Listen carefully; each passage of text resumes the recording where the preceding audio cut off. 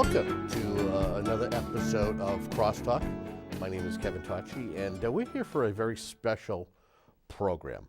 A lot of times we use this particular show to better inform and educate the folks, the two communities we serve, Whitman and Hanson, and talk about a variety of things. It could be a community event, it could be an issue that the two communities share, maybe just one of the communities shares, or even just to get to know some of the fine people who work within these two great communities. And today we have a special show with a gentleman who as of May 19th, he will no longer be an elected official. So we thought we would give him an opportunity to do an expanded crosstalk to talk about all that has entailed his time in office, serving as a member of the Hanson Board of Selectmen. We have the current chair, Mr. Jim McGahan. Jim?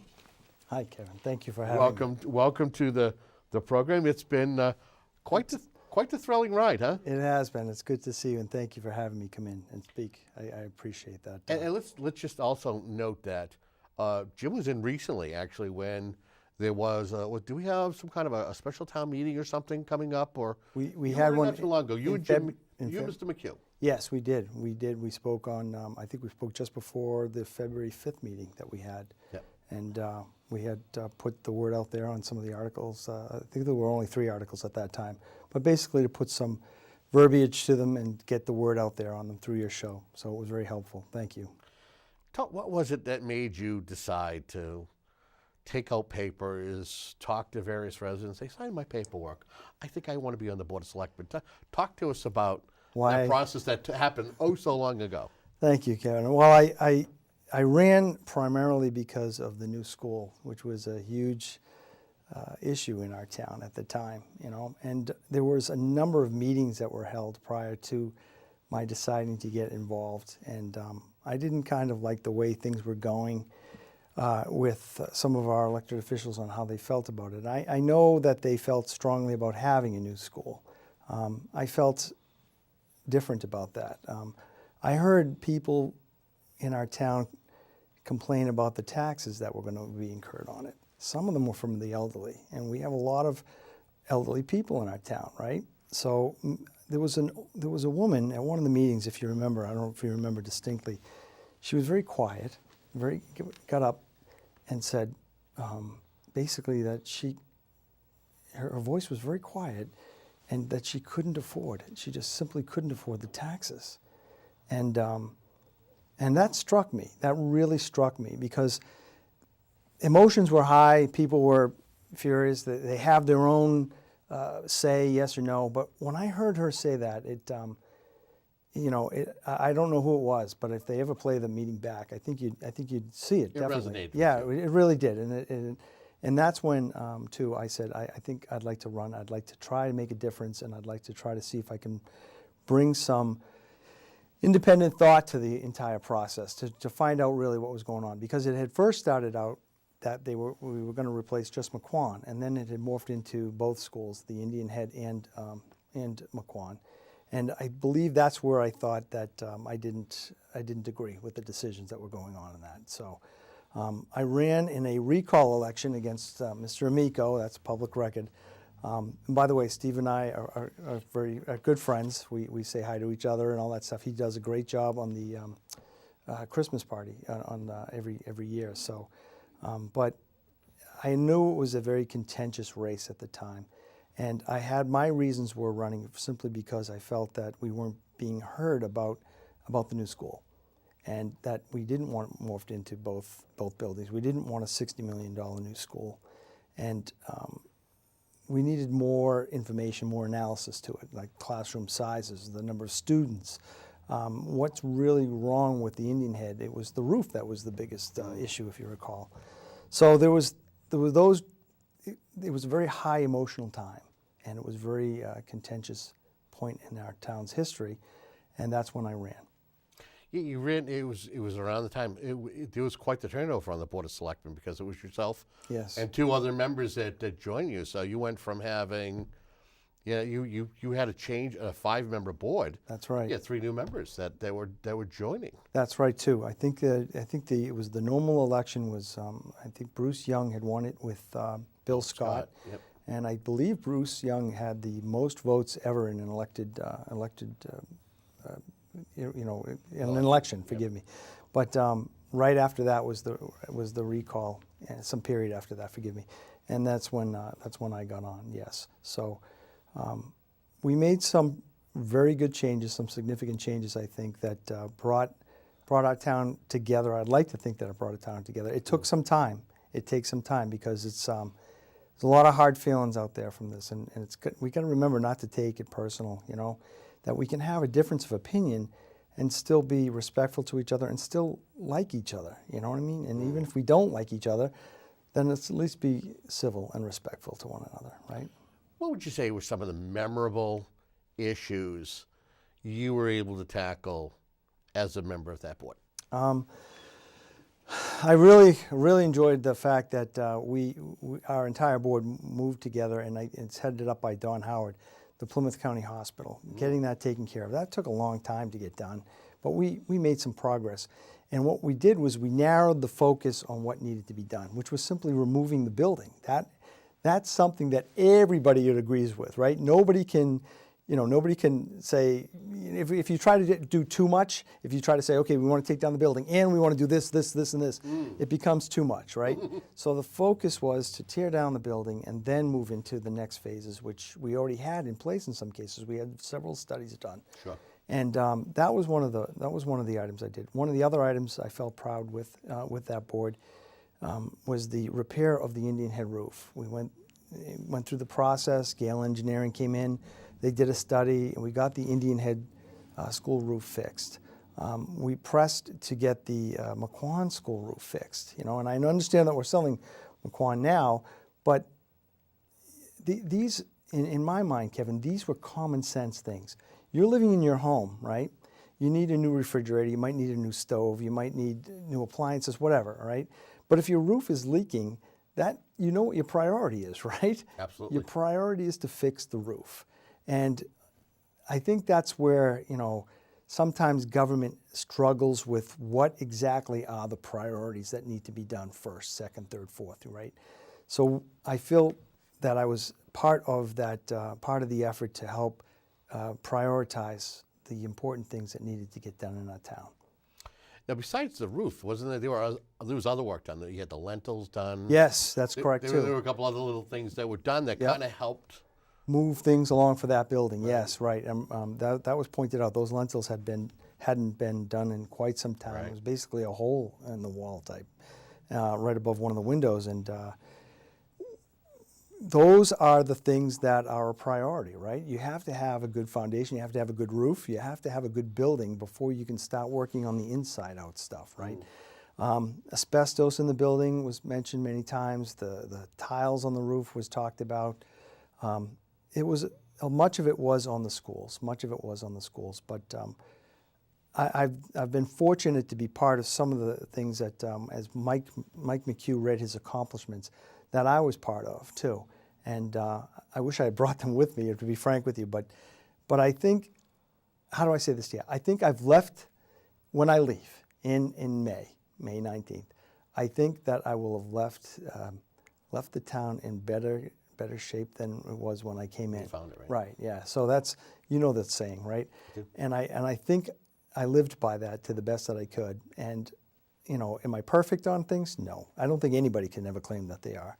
But I did the best I could and tried to be as fair as I could on all aspects and all decision making, and that's it. How did you, it's difficult. I've attended my share of town meetings and being a face in the audience. You went from being a face in the audience, somebody who might stand up and voice your support or opposition to something, to being one of the faces up on the stage, one of the people who made some of the decisions and might have to make a next. How did that change affect you? What was that like, going from being a face in the crowd to being one of the town's elected, one of the leaders of this town that put forth, the warrants? Right, that's a great question. It's a little nerve-wracking. It still is every time at the beginning of the meetings. But I think what helped me get through that transition mostly was trying to bring my common ground on how I was raised, the common ground between people, and a rational thought to what we were trying to do. Okay, once you feel comfortable in that, and by the way, it's okay to have an opinion. It took me a while to realize that. Even if it's different from everybody else's, it's okay to have an opinion on it. But again, it's how you articulate, how you talk about things, how you express to people. These are the pros and cons of something, and this is why I went this way. Even though, something can be very close and can go either way. I think once that explanation is there to people, the majority of the people seem to understand where you're coming from. And it becomes very easy to speak after that, if that makes sense to you, Kevin. I think it gets easier as it gets on. Okay. You talked earlier on about passionate issues like, the conversation about building 2 schools. Another very passionate issue that you had to tackle during your time on the board was Camp Kewanee, because it seemed as though you have generations of people who have an invested interest in this campground and some of the activities. Talk to me about that whole outcome, where there actually had to be an ongoing investigation into what was going on at that camp. Yeah, I think I had taken over from Mr. Young on that investigation. And it was very difficult. There were a number of people who were my friends who were part of some of the issues that had gone up there. I think it's a simple, and maybe I'm making it too simplistic, but I think it's a simple thing where, you do a lot of work on something, and they did a lot of work in this area, up at Camp Kewanee, and a sense of entitlement somehow formulates. And that's human nature. And I've said this before, so this isn't anything probably really new. But the hard thing is, as a person, to fight that human nature and say, basically, no, this is not right for me to do this, And basically, we had some folks that appeared that took advantage of up at Camp Kewanee, and shouldn't have. Okay. Now, if I was a career politician, Kevin, I think I could have probably deferred everything to the state ethics or even the Attorney General if anything of criminal nature came about. But I felt an obligation to stay with it and to, again, bring some rationalization to what was going on. Many of the contracts that we've seen were being reused, and I understand why they were, because it was ease. But new contracts should have been done, right? I mean, it's an obvious statement now. Contracts not being signed, right? You can't prosecute somebody if they haven't signed the contract on it, right? I mean, those were the logical things to me. And I don't know if they're legal, even though they weren't signed and they still used it, whether they're still bound by that contract. To me, it didn't make sense, right? Because we didn't know what may have been changed on the contracts in some cases too. I don't know. And those questions were probably at the heart in terms of why we basically made the decision on which we did, which basically said, look, we do think that there has been something that's gone up there that's not appropriate, okay? And we understand that the paperwork isn't perfect, and certainly some of the paperwork was in terms of how things cross-tied to people. So right. I felt a personal obligation because some of these people were my friends. That's probably where I could get criticized. Some of them aren't speaking to me, and that's fine. I get it. But I tried to be fair, Kevin. I really tried to be as fair as I could and try to do a good job and again, try to bring some common sense, some courtesy on both sides of the table, and move on. The important thing that we wanted to do was move on. We've learned our lessons, and we must remember those lessons. You may hear candidates out there say when they're running, oh, we've got to move on from Camp Kewanee, and that's all well and good. But if you don't learn the lessons from the past, you're bound to repeat them, right? The famous statesman. Yeah. You can't you can't just forget about those. You must remember them, and you must try to make better changes. We made better changes. We hired a new recreation commission. We brought them in, right? These were new people, some new faces. Some of them weren't. Anne-Marie Bouzon, I'd like to say her name if I can. I think she did a fantastic job. I think she has run that place. She stepped down recently, but she ran that place very well. I was very impressed with her, and I supported her decision. And the weird thing on this, Kevin, is this goes to my point. There was another bylaw that I had taken part in. If you remember, it was on the Selectman bylaw, where basically you can't be the boss of your boss. Oh, I remember that. Do you remember that one? I remember that, yeah. So that passed successfully with town, and then it went onto the state to be certified through the Attorney General. It's like a home rule petition, so to speak? Yeah, basically, yeah. You couldn't, but, and I know Anne Marie had run at that time, but it didn't make sense to me to be the boss of your boss. So my point to you is, I stood by that thought, by that concept that you can't be the boss of your boss. It just simply doesn't make sense. You're bound to cause more problems and headaches than it's going to be, in a favorable way. It made sense. I like Anne Marie. I still did. I voted for her, despite the fact that her and I disagreed, right, on that particular issue, and I voted for her to be part of the Recreation Commission. And I saw what she did. She did a fantastic job. And I know I made this statement before that had she had been a select woman or a select men, whatever the right term is, on the board, I think she would have done a fantastic job on it. Again, it was just a matter of a logical conclusion that you can't do that. It doesn't make sense to do that. But my point to you is that she turned out to be one heck of a leader on the Recreation Commission. Do you think that people don't, unless you walk a mile in that person's shoes, you mentioned it, that, during the Camp Quaney investigation, that, you had friends who were part of this, and that there's some folks who you don't necessarily have regular conversations with. I mean, talk to me as being a human being, that,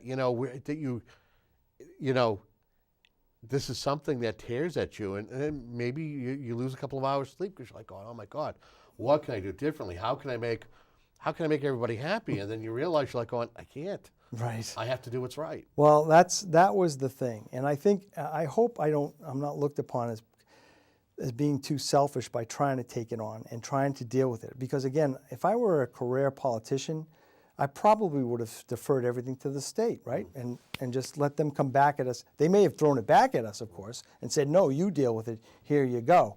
But they certainly could have imposed fines. They could have done their own type of digging. I mean, they may not have, too. They may have gone the other way, and found something different on various individuals. I don't know. But I felt that it was an obligation for us as town officials to take that on and to try to do the best we can to resolve it ourselves before passing it on. We take care of our own house, and I'm proud of that fact. It wasn't an easy decision, but I think it was the right one. So the struggle was real. Yeah. As you had, because, there were times I would watch some of those meetings, and it seemed as though you had a room full of angry people, passionate people, and you as the person who was a member of the Board of Selectmen, at times a member, the chair of that board, we are trying to calm everybody and trying to get the information out there. Right. And it's as though you're trying to direct each ring of that circus, right, to have everybody at least being on board with at least finishing the process. Right. There was a lot of that. You're right. There was one I recall distinctly where it was a vote, and I had made a vote against someone, and somebody stood up and said, "Well, you threw this person off the board, whatever, and what have you." And I think they wanted to engage in an argument or a conversation, not intentionally maybe, but that's where it was going.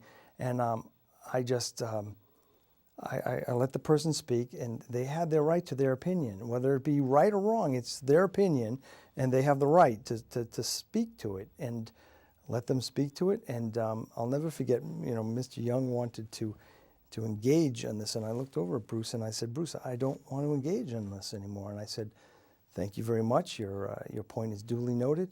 Is there anybody else? And everyone went like, what just happened? What? You know what I'm saying? And it was at that point I felt proud that I could at least, you know, you don't have to one-up somebody, right? You don't have to do that to get your point across in some cases, right? Simply let them speak and go on and move on to the vote, you know? And it was at that point I felt more comfortable. Outcome of the whole investigation. Talk to me about that, how you felt once the dust settled and a decision was rendered. Right. I was glad that we moved on. I felt that the town needed to heal from this. You know, it seems like we have no break. You know, we went. I've only been a selectman for about 4 years, right? 4.5, maybe a little 4+ years, and we go right from one major issue, to another one, and they're contentious, it seems, right? So we went from the schools, and then the schools went down, and we started working on fixing the roof and moving on those issues. And then Camp Kiwanee came up into place, and then we had to deal with that for its length of time. And there was a lot of back and forth. Well, how should we do this? What should we do? And you know, you're meeting with town council, and you're meeting with your town administrator. We didn't have Mike McHugh at that time. We had Rich LaCamera, who was the interim town administrator, right? So there was a lot of changing and a lot of different personalities, a lot of different information in that. And once we finally got through, I'll never forget that when we came to the conclusion, I made a recommendation, a motion to close the investigation. And it was at that point that I think I felt very comfortable that that's the statement that we basically said, it's time to move on. It's time to move on, because some of the things were starting to rehash, you know, and it was just time to simply move on and make sure that we don't make the same mistakes. We had brought in new people. The original board was trying to make a statement, I believe, and that's fine. They were entitled to that too. But we had brought in new people to try to make some new changes. And one of the biggest changes was, of course, not accepting cash. They shouldn't be, right? They should be check or money order. That's the type of thing, you know, if somebody walks in and hands $5,000 to you for booking their wedding, or, you know, as a down payment or something like that, it's a lot of money, and it can lead to a lot of different temptations. And you have to, as a manager, as you know, as any rational person would do, remove that temptation, right? So much of that was done. Some of the repairs that have gone up there, some of the different ways that they're doing things. I think it's been a slow progress, but it's been what I call a slow push, and it has been a positive direction. I'm seeing a lot of momentum build up. We've got a new recreation director now. They're going to deal with it, you know, running this place. We're going to try for a facilities director so that we can get them in there and somebody logical who can say, look, these buildings need this work, or we need to do this with it.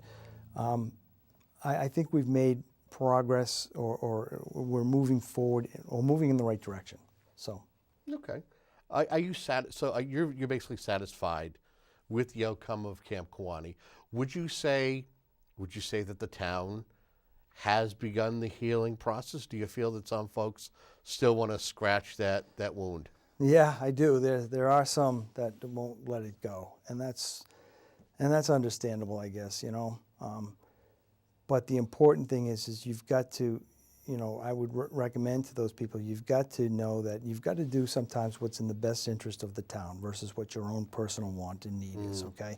And that's the difference between a good leader and someone who isn't a good leader, I think, right? You need to be able to know that you've got to carry out the will of the people, but you've got to do what's right for the town, even if it's something that you don't personally want, right? It makes, I think, for good leaders. You know, the marijuana law. That was the marijuana. I was not for that. I'm still not for it. But the votes went forward and said that we needed to go forward with having an establishment, you know, having places to sell recreational marijuana.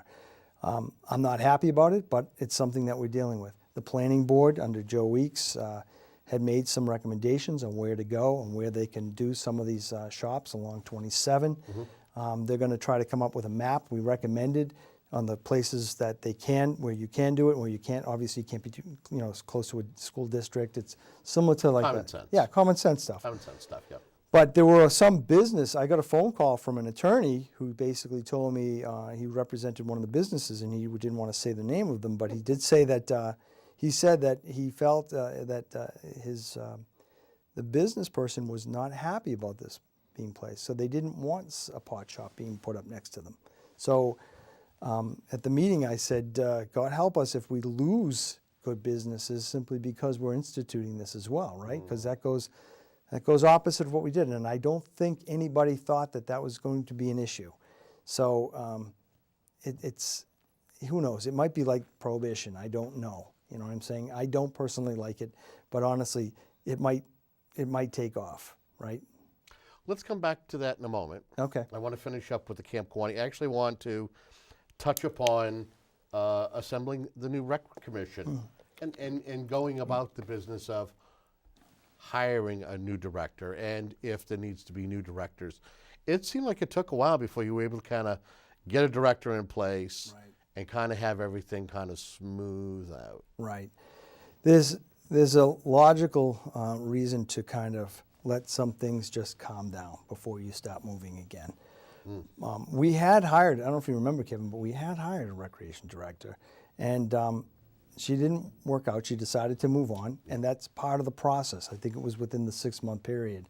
And that, again, is part of the process, right? So we tried it, didn't work, so now we're back to the drawing board. So we went back there again, and now we've got Josh on board. So it took some time. It takes time. What I've recognized more than anything in my time in office, Kevin, is that government is slow, very slow. Absolutely. I mean, Dave Soper used to say that to me, and it was spot on. He'd say it's glacial. Like, it takes time to make changes.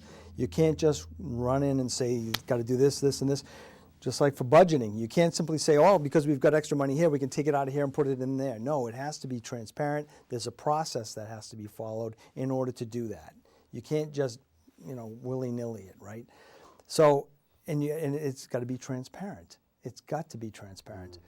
And I think what one of the things that I've brought to here is the transparency. And the Camp Kawani, we did try to be as transparent as possible and fair as possible to everybody. There were some things, obviously, that you couldn't talk about, right, for legal matters, but there are some things where we could be transparent. We tried to be as transparent as possible. That's all I can say.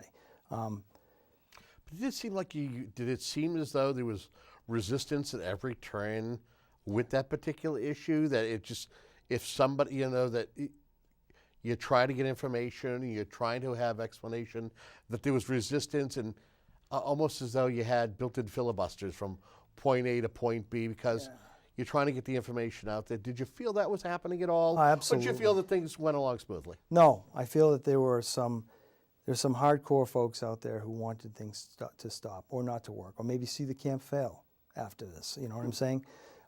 That's just my opinion. But I think they've kind of warmed up in some cases. And like I said to you, I think once the new Recreation Commission got in there and started to move forward with some of the different, they made a number of policy changes and so forth. They made a number of changes to the repairs up there that were needed. I think over time, it heals, it slows, it gets better. But yes, there was some resistance to many of those things. The site, the link that we needed to get out there and to get the updates on. There was a lot of resistance in that regard, and it's a shame. It's a shame. It goes back to my point that I mentioned to you, Kevin. You got to, you don't have to be a good leader, but maybe a good person to understand that sometimes, you've got to look at what the greater good is, and if it's different from what you personally feel, then you maybe have to give in to that, right? So maybe it was time to move on from Camp Kawani. Maybe it was time to let it flourish or go its own way and see what happens, And I guess that's pretty much it from my point of view on it. It's just, yes, there was some resistance, but I do think that we've made progress and we've made through that resistance. Do you think the regular person at home who might be watching the meetings or might, say hi to you in the supermarket somewhere, do you think they understand the scope of what it's like to be on the town's top governing board and not only have to not only have to deal with folks who may be in the audience who want to speak out or speak on different topics, but also, I sometimes look at certain boards, not necessarily Hanson's, but I've covered my share of meetings around the South Shore and beyond, and sometimes looking at a particular board, it's like a rock group, where there's so many personalities, Right. and while that group does phenomenal things, that it's almost as though it's anything could set that whole thing off and it could blow up. Has it been like that for you? And do you feel that the people at home realize what it's like to be sitting on a board where you're not only managing the people who are out in the audience, but maybe even the folks that you're working with? That's a good point. I think I don't think everybody understands it. No, I don't. I do think that there's a majority of people out there that do appreciate it. I've had people come up to me, Kevin, and thank me for being on the board, thank me for being a selectman. Not argue with me on a point. How does that make you feel? It made me feel fantastic. I actually got a couple of nice cards from some people who brought integrity, respect, some continuity to the board. I was very, very happy with those, and those were my goals, to try to do that, And again, I'm not perfect, not a saint here, okay? But I will tell you that I tried to bring those things to the board, some integrity, some respect, some back and forth. And when I first came in, Kevin, going back to the original question, I think people were afraid of me, that I was going to be like a bull in a china shop, And I may have came off in that regard at some times. I didn't mean to, but I may have come off in that regard sometimes. But I mean, one of the decisions that we made at the beginning was Mr. Anderson's home. We actually had to, condemn it and have it taken away from him. And that to me is, tough issue. Yeah. I mean, a person's home is a sacred.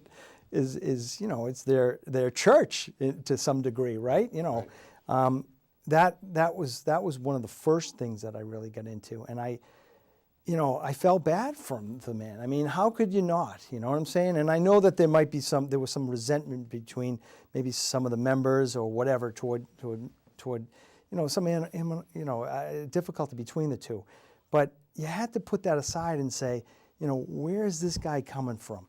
What you just said.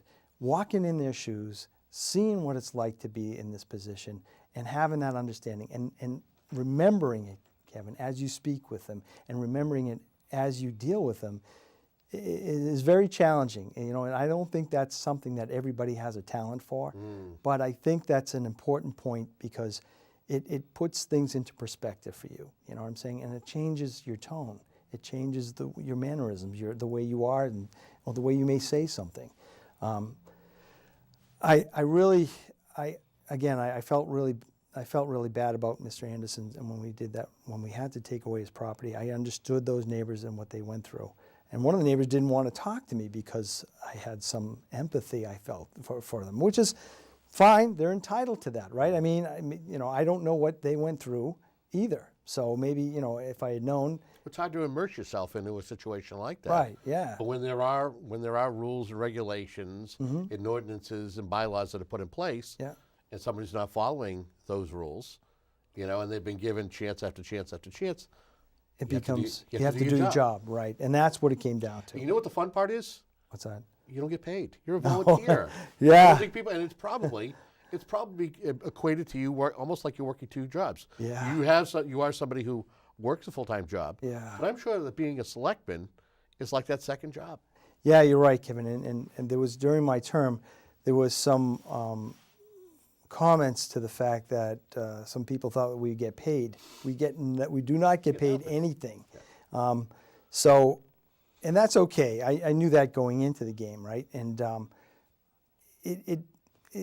I think the hardest thing is trying to combat some of that. I mean, people need to be able. What they should be doing is, before making those obscure comments, is educate yourself on it, right? Absolutely, right? Even if they called up the town administrator or called up the executive, Mary, and ask. But a lot of people, what they hear at the water cooler is gospel. Their friend Joe, who works down in accounting, says, they get paid. Oh, right. Joe can't be wrong. Right. And that's I hate to say that, but that's human nature society. Again. Yeah, it is society. And it's human nature. And that's another thing you have to fight. Again, to be a good, you try to be a good person. I remember I would pray every day when I wake up in the morning and say, God, make me a better person today and help me to make the right decisions for myself, my family, my town in this role. And that's all I would say. And that's maybe how I would say it, right? It's between me and my God. And it helped me a lot to be able to make the right decisions and to slow things down, to be able to get more information to make the right decisions, We've talked about a lot of passionate issues that you've had to endure during your time, and you would think that your last few weeks would be somewhat quiet, but during a recent meeting to discuss articles on the warrant, one of the things that had been brought up, and it's something that I think that some people agree, some people disagree, right, is to modify the recall bylaw in the manner in which you can take an elected official out of office. If you will, kind of give us your take on that proposed article and how it came to change. How it came to be. Yeah, I ran on the recall bylaw. Okay, so It's irony. It is. People are going to say it's irony, isn't it? And people are going to say, "Well, wait a minute, you were okay with running it. Now you want to." Okay, but the fact is that I'm changing it because I see a problem with it. Okay. At the time, I didn't see the problem with it. And by the way, I didn't go through the role of being a selectman to understand what I know now, okay? If I knew now what I knew then, it might be different. Full circle. Exactly. So my point is some comments were made to me and something happened with me on that recall. And I'll never forget, and I said this at the meeting, but I made a presentation, Kevin, on the camp recreation, on the director's position, and I wanted the option to be either a contractor, an employee, or a vendor, and I wanted to merge some of the other departments like Parks and Fields, and then we had a Memorial Trust, and bring them into the role that's been maintained. But what I really wanted to do, Kevin, was take the Recreation Commission and expand their role outside of Camp Kewaunee, and make it such that they would be the ones that you run by. If you did like the Christmas parties on the town hall, or even the Memorial Day parade, those things, they'd be involved in that. Maybe bringing in a carnival into the town, because the kids like, what I'm saying, recreation outside of just Camp Kewaunee, but for the entire town, and that seemed like a good idea to me. And I worked and put this thing together. And all I wanted to do was take it to town meeting and say, this is it, tear into it, or let me know what your thoughts are on it, folks. And, do you support it? Is this the right direction that you want to go? And I was still learning the process of town meeting, and, it was probably a non-binding article it would have been. But that's what I wanted to do. Well, somebody didn't like that idea, and they didn't really want it to go forward. So recall papers were pulled out onto me. So wow. Yeah, and I remember the feeling on that time and saying, wow, it's all because I wanted to get an idea out there, and how wrong it felt. It took a couple of days, and then I remembered that a selectman once said to me that if you ever wanted to change another selectman's vote, all you needed to do was go down and pull recall papers on them, okay? I said at the time, I didn't agree with it. I didn't think it was ethical, and I didn't think it was right. And I really didn't want to discuss it any further, but no. So when the two kind of clicked, and they did click, so it dawned on me what was happening. And I made a vow to myself personally that before I leave office, that I would make a change and fix that. You can... Kenny Mitchell said it the last meeting. You can recall somebody for wearing because you don't like the tie that they're wearing now. It goes with everything. Yeah, it does. It's a good tie, but but you can recall somebody for wearing blue shorts. Now, yes, if I walk up to somebody and say, "Here, would you sign this because Mr. McGahan is wearing blue shirts and I want to recall him from the office?" Most people, I'm guessing, would look at you and say you're nuts, right? But most people would sign it if you're not forthcoming to the point that why you're recalling them either, right? And just say simply because we disagree with them for whatever reason. I mean, so the point I'm trying to get to is that hit me hard. That hit me really hard, saying that no selectman should ever have to go through that type of process. But more importantly, freedom of speech, freedom to get the idea out there, that should be, anytime you stifle a new idea, how are you going to get new ideas in place as a selectman? You hire your leaders in there to maybe bring new vision and new ideas into the play and into the mix. And when that happens, and then somebody doesn't agree with it or doesn't like it, and they pull recall papers on you, how are you, how is that helping the town? It's not. And it was clear to me that the current recall bylaw is flawed in that you can recall simply without any valid reason. And I made the change. Now, the irony in it, to your point, is that when I ran, at the time I ran because, again, the schools. I felt that the people, that myself, we weren't being heard, and that we knew that we didn't want the new school, and that I felt that at the time that the selectmen in charge were pressing the new school. They kept pressing the new school for it. And again, I didn't agree with it, and that's why I feel that that's the difference between what I did versus why I'm trying to change this, okay? And I tried to make the change on the recall bylaw, Kevin, I tried to make it such that the intent, if somebody, how do I say this to you? The new verbiage on the bylaw, right? It has 7 different reasons, and I was going to read them to you, but we'll wait for town meeting. I wanted to make sure that if somebody felt the same way I did back then about the school being pushed, if the selectmen are pushing this and they're not doing their bylaws or they're not following a bylaw, then the town people should have the ability to recall them. Somebody should be able to recall them. That is in there. That's the difference between what we have in there. We have got 7 valid reasons. If you're a convicted criminal, if you've admitted to selling drugs to kids or something like that, we have the tools, and that same tool exists that took place 4.5 years ago when I ran. So I tried not to take not to take too much power away from the people on this. But you want to have plausible excuses. Exactly. Plausible excuses, plausible reasons Right. to want to take someone out of office. Right. And someone once said to me, a recall bylaw should never be easy. It should be difficult. It should intentionally be hard to get done, but it should be a clear path that can get done. Because if the people's will is not being carried out, then this is their alternative. This is their way of saying, sorry, we don't want you in the job anymore. Yep.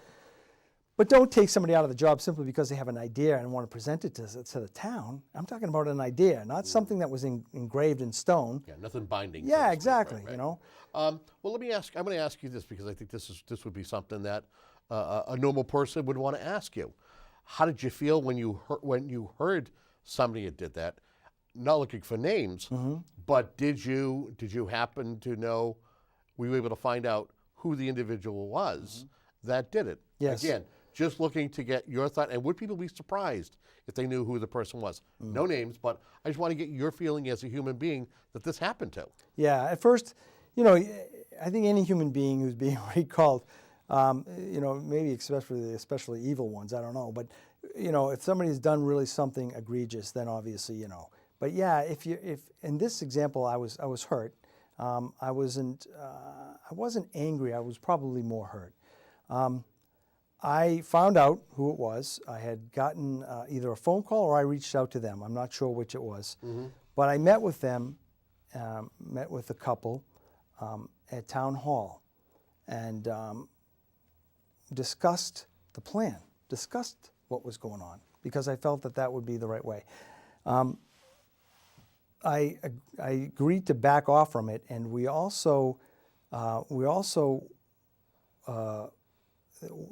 were also got the how do I say it to you? They got the notion, or they got the idea that what was being done was wrong, and it was borderline criminal of being blackmailing. Okay. So hold on. Let me understand it.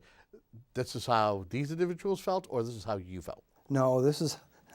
I took as to what you wanted to do. What you wanted to do was somewhat borderline criminal. No, sir. What was happening to me about being recalled, basically saying, look, we're going to recall you if you move forward with this idea.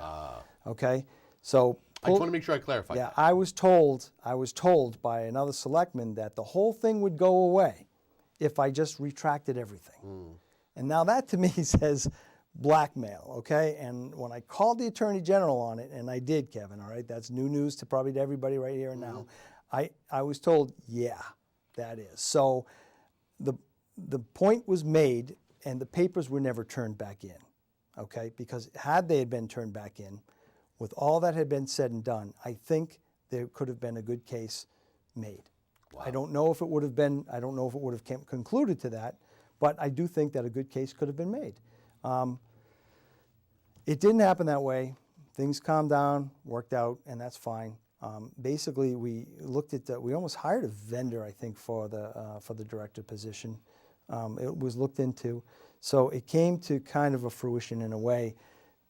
We didn't get to merge the other organizations like Parks and Fields or what have you, and expand the roles outside there. But we got the director position in there, and who knows? Maybe it was too soon because of the nature and the events that occurred up at Camp Kewanee. If I may, and when you were explaining it to me as to what the idea is for the Recreation Commission to do, and maybe the director to do, is not.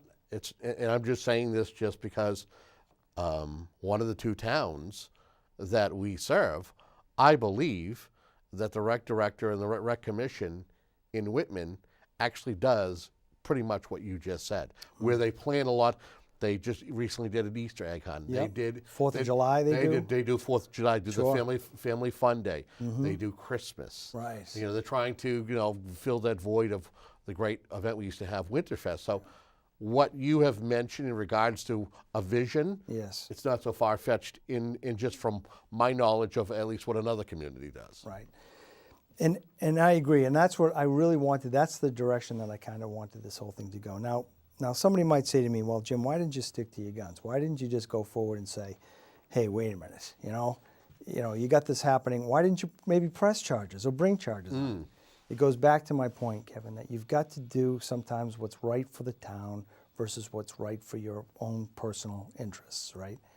Would it have been good for the town to stir this up and say, hey, look, I was trying to be blackmailed and blah, blah, blah, whatever? No, it wouldn't have, right? And it didn't come to that anyway, so there was nothing criminal done and nothing of that nature. But it's the act. It was the act itself that was objectionable, I feel. Yes, Understood. You're absolutely right. And that, to me, is one of the reasons, and probably the most main reason, as to why I wish to change the recall bylaw. What are you hearing from people since this has been something that's being discussed? Article 32, am I correct? Yes, it is. Yep. What are you hearing? What are you hearing from people? Are you hearing a mix? Are you hearing people saying, "I don't know if we need this"? I haven't heard too much from people. I've heard from the other selectmen when we discussed it, and they felt the same reason. Some of them stated the same. I think it was Laura who stated the same reason. Kenny talked about the fact that you can recall somebody just for wearing a bad tie. Yeah. So I think that the people are. I think that Hanson's a good town. It's a strange town in that there's a silent majority. The majority is silent when it's in favor, I think. Do you know what I'm saying? I do. And who knows? It may prove to be wrong. This may get shot down, and we're back to square one. I only hope that people understand. The issue here isn't what the act that happened to me, or the fact that you can do this. The fact is that it's broken and it needs to be fixed. And that's what I like to say. Right, modified, and let's move on that. That's the goal here. So when we talk at town meeting, Kevin, this is important. I'm not going to hear anybody probably say, hey, look, well, Jim McGahan's experience, blah, blah, blah, blah. The issue is going to be the article. That's where we're going to talk about it, the facts and what goes on with the article. I had asked you to put a little bit of a pin in or a notation in an earlier conversation we had during this hour, which we got 10 minutes left. I can't believe we've did go by quick. We've really gone through it, and I appreciate you coming in, sitting down. This is very rare that we do a 1-hour conversation, but it's been very, very valuable to kind of vet and discuss a lot of these items. Sure. To get to hear from Jim McGahan as he's his final days. Yeah. And becomes Joe Citizen again. Yeah. You talked about adult recreational marijuana and the placement. Do you want to pick up on that and discuss it any further, or touch on that, or well, what are you going to be watching for at town meeting? Well, I just for that I want to see. I think I want to see what the people have to say about where the planning board basically agreed to place it. Basically, we have to deal with this. We have no choice. Whether you want it or not is not the issue. The vote went through, and we've been told by the people that this is what they want. So now it's up to us to make sure that we've put it in a logical place and have it in the right controls in place so that it doesn't get out of hand, right? That's what I'd like to see happen for the town meeting on the marijuana issues. You know, there's a huge difference between medical marijuana and recreational marijuana, right? And that's, you know, we can go into that for another hour if we wanted to, we right? Absolutely could. But the fact is I only hope people stick to the topic and understand that, you know, we're talking about this because we have our marching orders. This is what we've been told to do, and we're trying to deal with it the best way we can.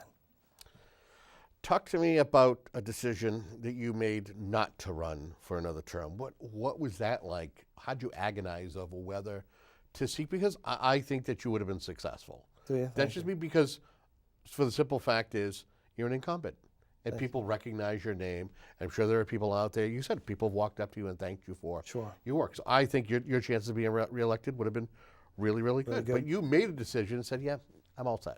Well, I always believed in term limits, I do. And some people can play with the numbers on those, okay? But it was a hard decision. I actually had pulled papers, and I actually had debated about it for a while because I wanted to make sure that I had my ready to pull the trigger if I wanted to go. Part of the reason is I'd like to, both my boys are in college. My daughter is in high school. She's a sophomore. Nice. And I'd like to spend some more time with her. She's getting her driver's license. She's going to have it, I think, in August. She's going for it. So I'm not going to see much of her anymore. My son, Tom, goes up to Amherst. You know, he's up there now. And my son, Brian, is going to Bridgewater State. So he moved back home, which is great. But, you know, they're adults now, 19, 20, and my daughter's 16. So I'd like to spend a little time with them. I also want to focus on my own personal life and try to get things in order, get my financial house in order for my own retirement, Kevin. I'd like to be able to retire maybe in between 7 to 10 years, okay? So I want to get that house in order as well. The other thing was the recall bylaw, that if I'm not running as a selectman, then I really have no skin in the game, right? You can't simply say, well, Jim wants to make sure he doesn't get recalled again or what have you. I have a genuine interest in trying to modify this, as you stated, to get this the right way.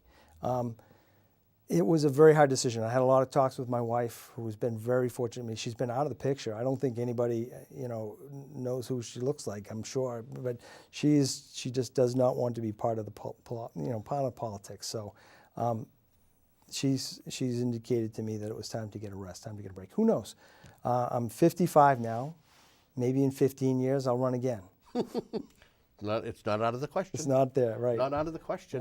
Yep. Well, you have an incumbent who is in the race. Sure. There's 2 seats that are up. Yep. Come May 18th, and you have three individuals seeking, 3 candidates who are seeking. One of them, I believe, is somebody who's elected on another board, and a couple of fresh faces to the political scene.